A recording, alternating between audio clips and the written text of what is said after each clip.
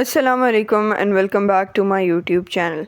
कल की वीडियो में आपको चैप्टर 1 से रिलेटेड कम्प्लीटली गाइड कर दिया था और आज बारी है चैप्टर नंबर 2 की। आई होप आपने चैप्टर नंबर 1 को अच्छे से प्रिपेयर कर लिया होगा। आज की वीडियो में मैं आपको चैप्टर 2 से रिलेटेड कम्प्लीटली गाइड कर देती हूँ ताकि आपकी चैप्टर 2 की तैयारी भी अच्छी सी हो जाए।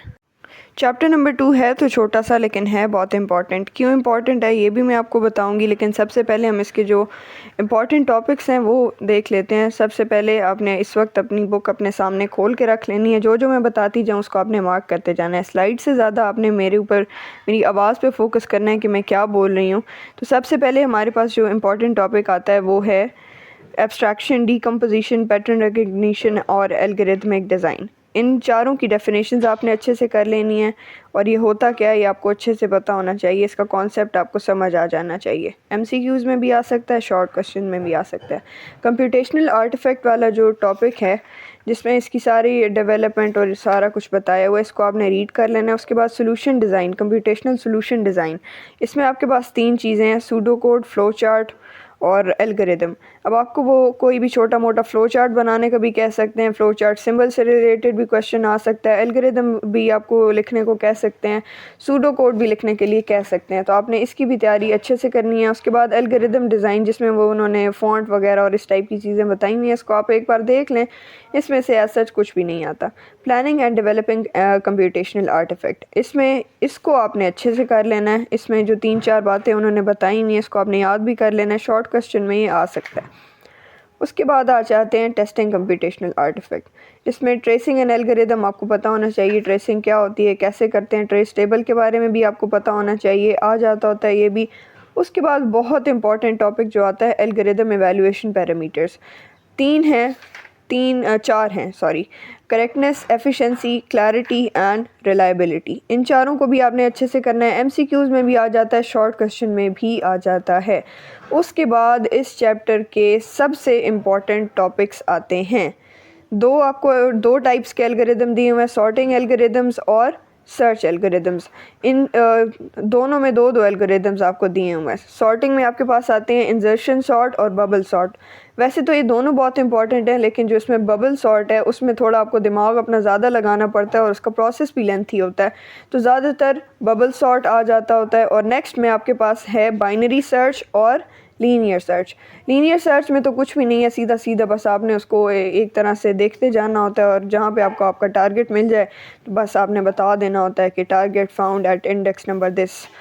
लेकिन जो बाइनरी सर्च है उसमें आपको ज़्यादा वर्किंग करनी होती है। तो इसमें इन दोनों में से बाइनरी सर्च ज़्यादा इंपॉर्टेंट है और ये सॉरी लॉन्ग क्वेश्चंस में आते होते हैं दोनों टॉपिक्स। सर्च एल्गोरिदम्स और सॉर्टिंग एल्गोरिदम दोनों से रिलेटेड क्वेश्चंस लॉन्ग में आते होते हैं। लेकिन वो आपसे शॉर्ट में ये भी पूछ सकते हैं कि कौन सा एल्गोरिदम किस कंडीशन के लिए ज़्यादा अप्रोप्रिएट है या सूटेबल है। वो आपको डिफरेंट केसेस दे देंगे और आपने बताना होगा। अब हम डिस्कस कर लेते हैं कि इसमें से एमसीक्यूज़ लॉन्ग और शॉर्ट कितने कितने आते हैं। तो इसमें से 2 एमसीक्यूज़ आते हैं। मॉडल पेपर के हिसाब से आपको बता रही हूँ। मॉडल पेपर में इसमें एक एमसीक्यू एब्स्ट्रैक्शन से रिलेटेड दिया हुआ था और एक एल्गोरिदम की एफिशिएंसी से रिलेटेड। उन्होंने डिफरेंट चीज़ें बताई हुई थी और बताया हुआ था कि कौन सा वाला एल्गोरिदम ज़्यादा एफिशिएंट है। शॉर्ट क्वेश्चंस भी इसमें से 2 आए हुए हैं। उन्होंने आपको एक सूडो कोड दिया हुआ है और आपने उसको मॉडिफाई करना था ताकि वो एक डिफरेंट ऑपरेशन कर सके।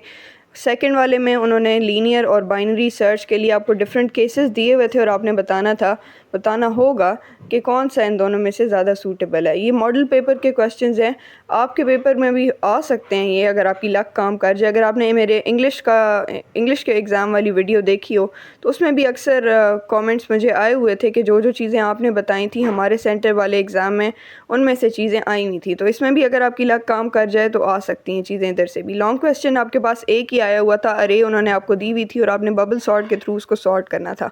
अगेन मैंने आपको बताया था कि टॉपिक बहुत ज़्यादा इंपॉर्टेंट है, इसको लॉन्ग क्वेश्चन के हिसाब से आपने अच्छे से कर लेना है। टोटल 14 मार्क्स का पेपर आएगा आपका चैप्टर नंबर 14 से।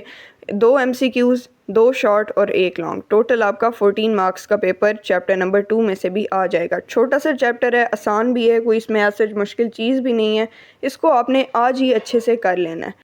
चैप्टर 2 छोटा सा है, मैक्सिमम आप इसको घंटा 2 घंटा दें, आपका आराम से हो जाएगा। आज इबादत का दिन है, बहुत ज़्यादा स्पेशल दिन है, तो आपने ज़्यादा टाइम अपनी इबादत को देना है। आज बेशक आप थोड़ा कम पढ़ लें क्योंकि हमारी आखिरत दुनिया से ज़्यादा मैटर करती है। आज के दिन आपने ख़ुद भी अपने लिए भी बहुत ज़्यादा दुआएं करनी है और मुझे भी अपनी दुआओं में याद रखना है। और ये छोटा सा चैप्टर है, 1 घंटा 2 घंटा आप इसको दें, आपने जल्दी से इसको कवर कर लेना है। बाकी सारा टाइम आपने अपनी इबादत को देना है और अपने रिज़ल्ट के लिए भी बहुत ज़्यादा अच्छे से आपने दुआएं करनी है क्योंकि दवा के साथ दुआ भी बहुत ज़्यादा मैटर करती है। मिलूंगी मैं आपसे चैप्टर नंबर 3 की वीडियो में। वैसे मैं सोच रही हूँ कि चैप्टर 3 की वीडियो मैं ईद के बाद अपलोड करूँ और इससे पहले मैं और जो छोटे छोटे चैप्टर्स हैं उनकी वीडियोस अपलोड कर दूँ ताकि आप ईद वाले दिनों में छोटे चैप्टर्स कवर करके ईद भी इंजॉय कर सकें। आपने मुझे बताना है कि ऐसे ही करूँ या फिर मैं पहले चैप्टर 3 अपलोड कर दूँ। और बहुत सारे कमेंट्स मुझे टाइम टेबल से रिलेटेड भी आ रहे थे कि साथ हम फ़िज़िक्स की भी तैयारी कर रहे हैं, तो आप हमें उससे रिलेटेड कोई टाइम टेबल बता दें कि कौन से दिन कौन से चैप्टर करें। तो आप अपने आप को सबसे ज़्यादा अच्छे से जानते हैं। अगर मैं आपको कोई टाइम टेबल बताऊंगी तो वो उस मेरे हिसाब से होगा कि जो चीज़ें मुझे आसान लगती हैं मैं उनको पहले कर लूँगी या बाद में कर लूँगी, वो मेरे हिसाब से होगा जिस तरह मुझे आसान लगता है। आप अपने आप को सबसे ज़्यादा अच्छे से जानते हैं। आपको पता है कि आपको कौन से चैप्टर नहीं आता, कौन सा ऐसा चैप्टर है जिसको आपको पहले से रेडी करके रखने की ज़रूरत है। तो आप उस चैप्टर को अभी से कर लें।